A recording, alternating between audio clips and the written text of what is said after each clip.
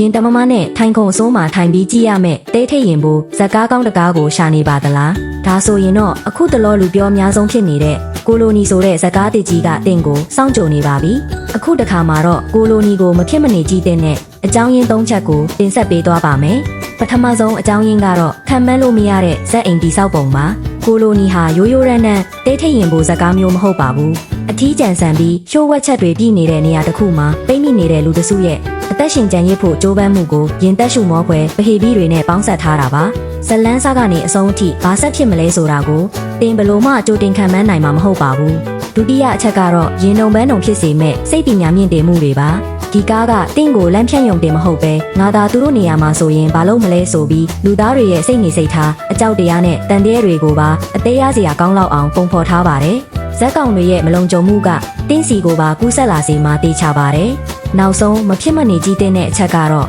အမြင်နဲ့အကြားအာရုံကိုဖန်ဆားမဲ့ production ပိုင်းပါပဲရုပ်ရှင်ရဲ့အလင်းမောင်အသုံးပြုပုံကင်မရာတိုက်ချက်တွေနဲ့နောက်ခံအတန်ဆိုးဝါးတွေဟာဇက်ကားရဲ့အရသာကိုဆယ်စမကပိုကောင်းအောင်ပံ့ပိုးပေးထားပါတယ်ရုပ်ရှင်ရုံထဲမှာထိုင်ကြည့်နေရင်တင်ပေးနားမှာပဲတခုခုရှိနေတယ်လို့မျိုးခံစားရစေမှာပါကဲဒါဆိုရင်ရင်ခုန်တန်တွေကိုအမြင့်ဆုံးအထိမြင့်တင်ပေးမဲ့ကိုလိုနီကိုလက်လွတ်မခံပဲစောင့်ကြည့်ဖို့အဆင်သင့်ပဲလားတင်းရဲ့ဒိတ်ထိတ်ရင်ဖို့ရုပ်ရှင်မိတ်ဆွေတွေကိုပါတက်တွဲပြီးအခုတည်းကကြိုတင်ပြင်ဆင်ထားလိုက်တော့နော်